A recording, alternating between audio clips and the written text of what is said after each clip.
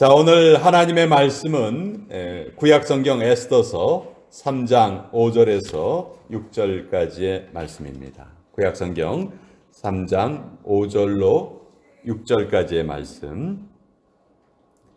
우리 하나님의 말씀을 같이 한 목소리로 읽도록 하겠습니다. 시작.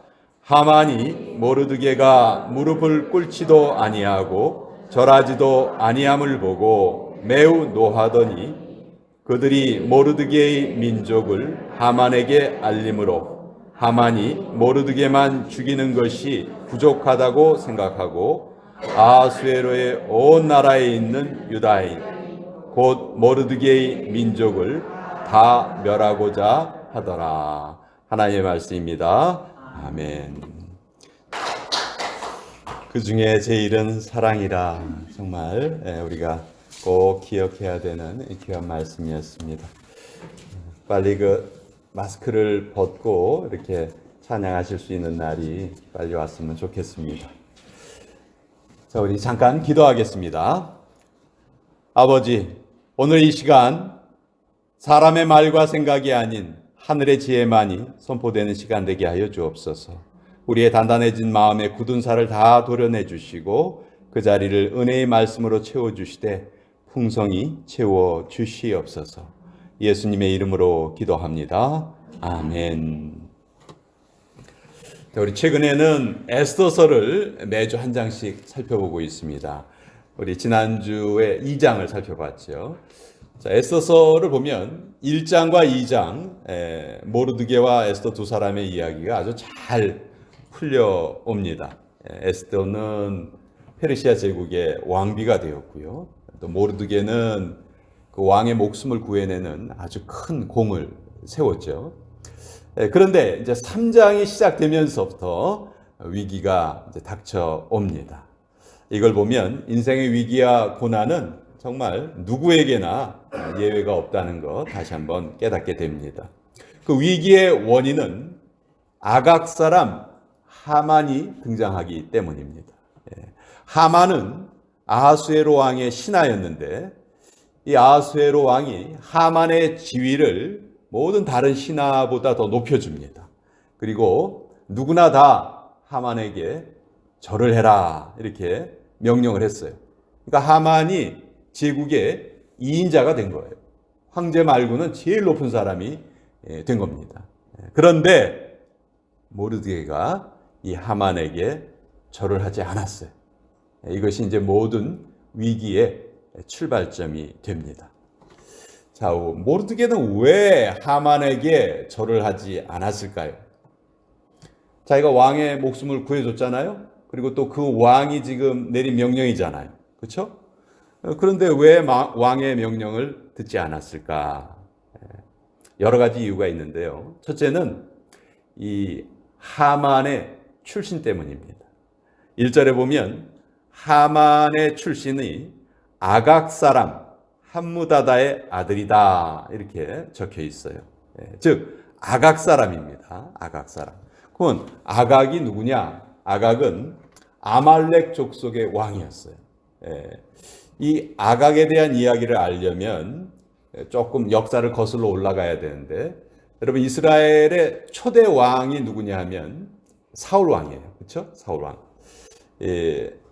이 사울이 이스라엘의 초대 왕이 되었을 때 하나님께서 사울에게 한 가지 명령을 내리세요. 사무엘을 통해서, 선지자 사무엘을 통해서 한 가지 명령을 내리시는데 그 명령이 뭐였냐 하면 사무엘상 15장 2절과 3절에 보면 아말렉이 이스라엘에게 행한 일, 곧 애굽에서 나올 때 길에서 대적한 일로 내가 그들을 벌하노니 지금 가서 아말렉을 쳐서 그들의 모든 소유를 남기지 말고 진멸하되 남녀와 소아와 젖먹는 아이와 우양과 낙타와 나귀를 죽이라 하셨나이다. 하나님께서 사울 왕에게 명령을 내리셨는데 아말렉 족속을 다 진멸시켜라 이 명령을 내리셨어요. 왜냐하면 이 아말렉 족속이요 정말 이스라엘 백성들에게 해서는 안 될 행동을 했거든요. 애굽을 탈출한 이스라엘 백성들이 그 힘든 광야 생활을 시작을 했을 때 도와주지는 못할 망정 그들을 공격했던 바로 그 족속이 아말렉 족속이에요. 이스라엘 백성들 중에서 뒤에 처져 있는 노약자들, 이 사람들을 공격하고 또 이스라엘 백성들이 가지고 나온 그 재물을 다 탈취하려고 그렇게 이스라엘을 괴롭혔던 족속이 아말렉 족속이에요.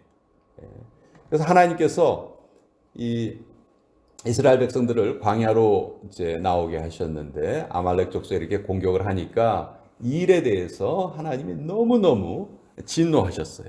그래서 어떤 말씀을 하시냐면 출애굽기 17장 16절에 보면 여호와께서 맹세하시기를 여호와가 아말렉과 더불어 대대로 싸우리라 하셨다 하였더라.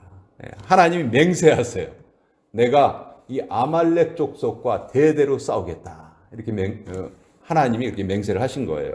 그리고 이제 그 일을 이스라엘의 초대 왕이 된 사울에게 맡기신 거예요. 가서 아말렉 족속을 진멸시켜라. 그런데 사울 왕이 이 명령을 잘 지켰나요? 안타깝게도 그렇지 않았습니다. 아말렉 족속을 다 멸해라, 진멸시켜라 이렇게 얘기했는데 사울이 보기에 좋은 동물들 죽이기 아깝거든요. 그러니까 그거 싹 뒤로 빼놓고 또 아말렉 족속의 왕이었던 아각 왕을 죽이지 않고 살려두면 뭔가 좀 보물 같은 걸 좀 얻을 수 있겠지 이렇게 생각하고 아각도 죽이지 않았어요. 그러니까 하나님의 명령을 지키지 않은 거죠. 하나님께서 이 사울 왕에게 또 노하시고 이제 사울 왕의 왕권이 당대에 끊겨집니다. 하나님께서 사울을 왕으로 삼으신 것을 후회하시고 이제 사울의 왕권을 다윗에게 옮겨주시죠. 자, 사울은 베냐민 지파 사람이에요. 베냐민 지파 사람들에게 이 일은 정말 안타까운 일이에요. 대대로 고대에 보면은 왕이 세습이 되잖아요. 그러니까 베냐민 지파 입장에서는 사울 왕이 계속 왕으로 있었다면 대대로 자기 지파에서 왕이 배출될 수 있는 그런 상황이었죠. 그런데 아말렉 족속을 제대로 처리하지 못해서 결국 베냐민 지파에서 더 이상 왕이 나오지 못하게 된 거예요. 베냐민 지파 사람들에게 이 아각이란 인물이 이런 비극을 제공한 어떻게 보면 원수였던 것이죠. 그런데 이 모르드게가 바로 어느 지파 사람인가? 에스더서 2장 5절에 보면 한 유다인이 있으니 이름은 모르드게라 그는 베냐민 자손이니 이렇게 돼 있어요. 그러니까 모르드게가 베냐민 지파 사람이에요. 그러니까 베냐민 지파의 후손인 모르드게가 아각의 후손인 하만에게 절하려 하지 않았던 것이죠. 물론 이것만이 이유는 아니었어요. 다른 이유도 있는데 그건 제가 또 설명을 드리고요. 자, 어쨌든 이 모르드게가 왕의 명령을 지키지 않고 절을 하지 않으니까 이제 왕의 신하들이 와서 계속 모르드게를 채근을 합니다. 에스더서 3장 4절에 보면 날마다 권하되 이렇게 돼 있어요. 계속해서 모르드게를 찾아와서 너 왜 절 안 하냐? 빨리 절해라. 왜 왕의 명령을 지키지 않냐? 이렇게 못살게 구는 거예요. 여러분 한번 생각해 보세요. 날마다 누군가 찾아와서 자기가 하기 싫은 일을 하라고 해요. 이것을 또 나는 거절해야 돼. 이 상황이 쉬웠을까요? 무척 어려웠을 거예요. 이와 비슷한 이야기가 창세기에 나오는데 우리가 잘 아는 요셉의 이야기예요. 요셉이 노예로 팔려가죠. 애굽의 시위대장 보디발의 집에 팔려가요. 근데 보디발의 아내가 이 요셉을 유혹을 합니다. 창세기 39장 10절에 보면 여인이 날마다 요셉에게 청하였으나 요셉이 듣지 아니하여 동침하지 아니할 뿐더러 함께 있지도 아니하니라. 이 구절에도 보면 보디발의 아내가 요셉을 날마다 유혹했다 이렇게 기록되어 있어요. 요셉이 이것을 어떻게 이겨냈습니까? 함께 있지도 않았다. 죄를 이기기 위해서 그 죄의 자리를 떠나버린 거예요. 아예 죄가 찾아올 수 있는 것을 막아버린 것이죠. 자, 모르드게는 이것을 어떻게 이겨내려 했는가? 왜 왕의 명령을 지키지 않느냐? 왜 절하지 않느냐? 이렇게 왕의 신하들이 물었을 때 모르드게는 이제 자기가 유대인이라는 것을 알려줍니다.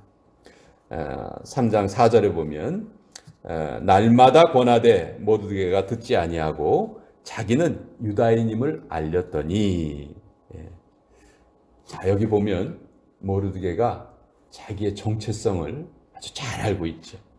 자기는 비록 지금 페르시아 땅에 살고 있지만 자기는 하나님을 섬기는 유대인이다 하는 분명한 정체성이 있었어요.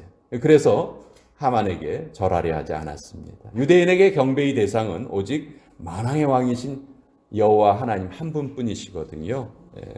유대인들은 하나님 외에는 그 누구에게도 절하거나 경배, 무릎을 꿇거나 하지 않았지요. 그런데 여러분 잘 생각해 보세요. 지금 모르드게가 살고 있는 곳은 어디예요? 이스라엘이 아니에요. 이방 땅입니다. 그렇죠? 적당히 타협하고 살아도 될 것 같은데 굳이 이렇게까지 해야 할까? 여러분 어떻게 생각하세요? 물론 선택은 우리 각자가 다 자기의 신앙의 양심에 따라서 할 수 있겠죠. 근데 모르드게는 이렇게 생각한 거예요. 내가 하만에게 무릎을 꿇고 절을 한다는 것은 하만이 상징하는 아말렉 족속, 즉 그 아말렉 족속은 누구냐 하면 여호와께서 대대로 싸우리라 맹세하셨던 그 아말렉 족속에게 내가 굴복하는 것이다. 이렇게 생각을 했던 것이죠. 하나님께서 싸우시겠다고 했는데 내가 왜 그에게 절을 한단 말인가? 모르드게는 이렇게 생각을 한 거죠. 자, 이런 모르드게의 태도에 이제 하만이 화가 머리끝까지 났습니다. 이거는 저 모르드게 한 개인의 문제가 아니다. 이거는 민족 간의 대결이다. 이스라엘 족속과 우리 아말렉 족속 간의 대결이다. 한 민족이, 한 족속이 죽어야지만 이건 해결될 수 있는 일이다. 그러니 내가 유다 족속 전체를 다 없애버려야 되겠다. 이렇게 생각을 한 거예요. 그래서 언제 그럼 그런 일을 할까? 제비를 뽑습니다. 제비를 뽑아서 12월 달에 날짜를 얻어요. 이때가 제비를 뽑은 때가 1월 달이었는데 11달 후에 12월 달에 그 날짜를 뽑습니다. 그리고 이제 그것을 가지고 왕을 찾아가요. 왕에게 이제 허락을 받아야 되니까 왕을 찾아갑니다. 여러분 히브리어로 이 부르라는 말을 제비를 부르라고 해요. 부르. 근데 히브리어는 복수형을 만들 때 명사 뒤에다 임을 붙입니다. 임. 그래서 부르의 복수는 부림이 돼. 부림. 제비가 아니고 제비들 이렇게 되죠. 그래서 이제 이 에스더서가 이제 부림절, 부림절이라는 유대인의 명절이 있는데 그 부림절이 어떻게 이제 시작되었는가 그것을 이제 우리에게 알려주는 그런 내용이에요. 자, 하만이 이제 왕을 찾아가서 이렇게 말을 합니다. 에스더서 3장 8절과 9절에 있는데 한 민족이 왕의 나라 백성 중에 흩어져 사는데 그 법률이 만민의 것과 달라서 왕의 법률을 지키지 아니하오니 용납하는 것이 왕에게 무익하나이다. 왕이 옳게 여기시거든 조서를 내려 그들을 진멸하소서. 내가 은 1만 달란트를 왕의 일을 맡은 자의 손에 맡겨 왕의 금고에 드리리이다. 이렇게 말을 하는 거예요. 자, 모르드게는 자기가 유대인이라는 거 분명히 밝혔어요. 근데 하만이 왕에게 말을 할 때에는 그냥 유대인이라는 말도 쓰지 않아요. 한 민족, 한 이름 없는 족속, 왕의 법도 지키지 않는 아주 도움이 안 되는, 전혀 도움이 되지 않는 민족. 그러니 조소를 내려서 그들을 다 진멸시키소서. 여러분, 에스더서는 독특하게도 하나님의 이름이 한 번도 나오지 않는 성경이라 말씀드렸죠. 대신 에스더서에는 다른 말들이 여러 번 등장을 하는데 이 조소란 말도 아주 많이 나와요. 에스더서에 보면 잔치란 말이 많이 나오고요. 처녀란 말이 많이 나오고 조소란 말이 많이 나오는데 조소가 무려 20번이나 나와요. 20번. 근데 여러분 조소는 누가 만들어요? 사람이 만들죠. 사람. 조소를 쓰는 건 사람이 하는 일이에요. 그렇지만 그렇게 많은 조소를 내렸어도 결국 모든 일은 다 하나님의 섭리대로 이루어진다 하는 것을 에스더서를 지은 저자가 일부러 조서라는 말을 많이 써서 역설적으로 그것을 우리에게 알려주고 계십니다. 자, 그러면서 이제 왕이 아주 귀가 솔깃할 만한 그런 제안을 덧붙입니다. 왕에게 은화 10,000달란트를 드리겠다는 거예요. 이 일 하는데 왕의 돈은 하나도 쓸 필요가 없습니다. 오히려 내가 왕에게 돈을 드리겠습니다. 역사가 헤로도토스의 기록에 의하면 페르시아 제국의 1년 수입이 은화 15,000달란트였다고 해요. 만약 이 기록이 맞다면 이 하만이 왕에게 드리겠다고 했던 은화 10,000달란트는요 정말 엄청난 금액이에요. 그렇죠? 국가 재정의 거의 3분의 2에 해당되는 그런 금액이에요. 자, 지금 아하수에로 왕은 전쟁에 갔다가 지고 돌아왔죠. 전쟁이 지고 나면 뭐 국고 손실이 엄청나잖아요. 그래서 나라 지금 곳간이 텅텅 비었는데 하만이 은화 10,000달란트를 내겠다고 하니까 이거 뭐 아주 기분이 좋은 거죠. 그래서 왕이 아주 흔쾌히 허락을 합니다. 그리고 이제 조서를 쓰는데 조서의 내용이 뭐냐 하면 12월 13일 하루 동안 모든 유다인들을 다 죽이고 그들의 재산을 다 탈취해라. 이것이 이제 조서의 내용이었어요. 이 조서를 보면 하만이 왜 은 10,000달란트를 내겠다고 했는지 그 이유가 여기 밝혀져 있어요. 유대인을 죽여서 재산을 다 탈취하면요 은화 10,000달란트 드리는 것보다 훨씬 더 이익이거든요. 그러니까 이제 하만이 이런 제안을 한 것이죠. 그리고 이제 하만은 이 계획을 문서로 만들어서 왕의 도장을 꽝 찍어서 왕의 인장을 찍어서 결코 이제 취소되지 못하게 만들어 버립니다. 자, 그러고 이 조서가 반포가 됐어요. 여러분, 이 이후의 상황이 어땠을까요? 에스더서 3장 15절 끝부분에는 이렇게 돼 있어요. 수산성은 어지럽더라. 수산성에 난리가 난 겁니다. 유대인뿐만이 아니에요. 그 당시에 페르시아 제국 안에 살고 있었던 수많은 그 소수민족들이 불안에 떨게 됩니다. 언제 우리가 또 죽을지 모르거든요. 유대인들뿐만이 아니고 언제 우리도 죽을지 모르거든요. 이것이 이제 에스더서 3장의 내용이에요. 하나님께서 이제 이 상황을 어떻게 해결해 주시는가? 이제 그 내용이 이제 에스더서 4장 이후에 기록이 되어 있습니다. 여러분, 우리가 이 3장을 보면 우리가 알 수 있는 것은 이 세상의 실질적인 권세를 누가 가지고 있냐면요, 성도가 아닌 대적자들이 가지고 있습니다. 왕이 하만을 얼마나 신임했냐 하면 모든 다른 신하들은 다 하만에게 절을 해라 이렇게 말할 정도로 하만을 신임했고요. 그만큼 하만의 권세가 강력했어요. 자, 우리는 때로 이런 생각을 하기가 쉽습니다. 그런 권력 우리 성도들이 가져야 되는 거 아니야? 이 세상에서? 우리 성도들이 그런 권력을 가지고 있어야 이 세상에 하나님의 뜻을 우리가 이룰 수가 있지. 우리가 이렇게 생각하기가 참 쉬워요. 근데 예수님께서 뭐라고 말씀하셨냐면요, 요한복음 16장 33절에 보면 세상에서는 너희가 환난을 당하나 담대하라. 내가 세상을 이기었노라. 이렇게 말씀하셨어요.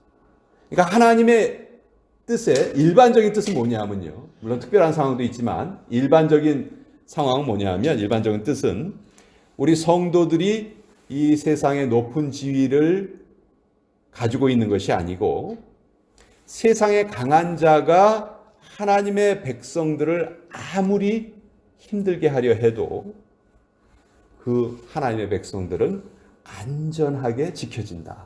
이것이 하나님의 일반적인 뜻이에요.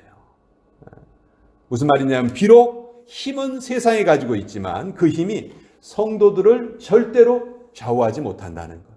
이것이 바로 에스더서가 우리에게 알려주는 메시지입니다. 또 한 가지 한번 생각해 봅시다. 이 조서가 내려진 후에 모르드게가 같은 동족인 유대인들에게 어떤 비난을 받았을까요? 그냥 모르드게 때문에 한 족속이 다 몰살을 당하게 됐는데 유대인들이 모르드게에게 뭐라고 그랬을까요? 당신 때문에 우리 다 죽게 생겼어. 아니 당신 이거 어떻게 해결할 것이요? 그냥 절하면 되지. 왜 이렇게 일을 힘들게 만듭니까? 절하는 게 그렇게 어렵습니까? 당신 자존심 지키는 일이 우리 목숨보다 더 중요합니까?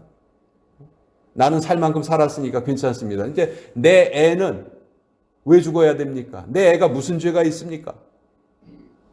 얼마든지 이런 불평 정도가 아니죠. 아주 격렬한 그런 항의를 했을 거예요. 모르드게 한 사람 때문에 유대 민족 전체가 다 어려움에 빠졌거든요. 내가 모르드게라면 이 상황에서 어떻게 했을까? 얼마나 난처했을까?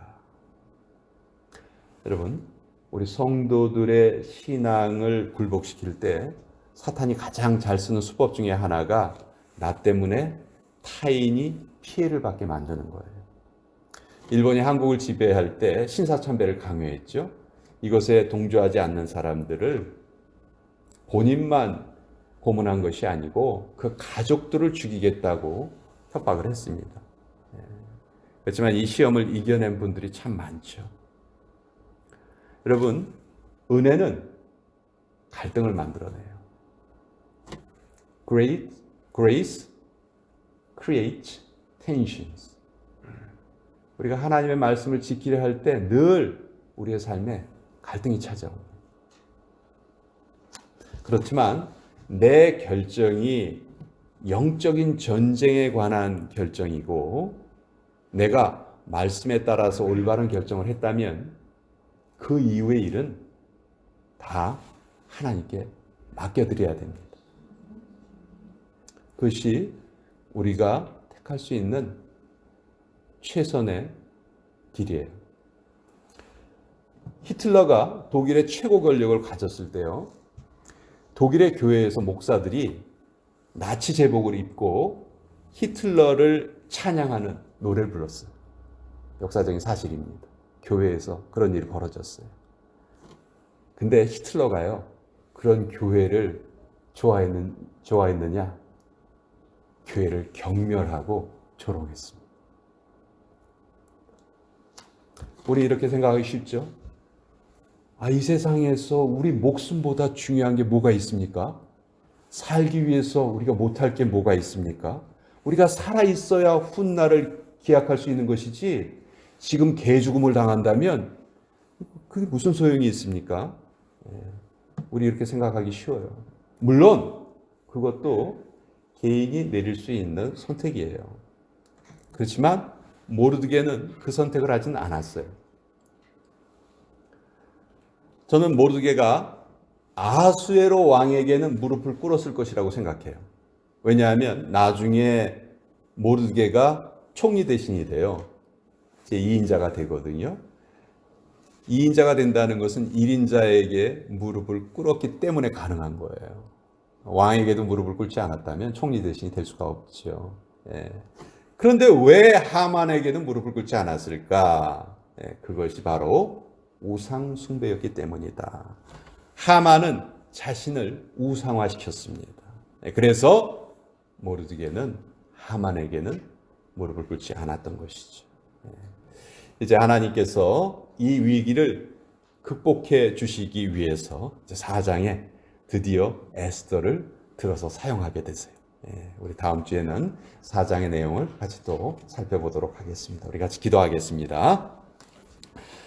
아버지 하나님, 성경 안에 적혀진 한 글자 한 글자가 살아 숨쉬어서 내 안에 역사하시는 능력이 되기를 원합니다.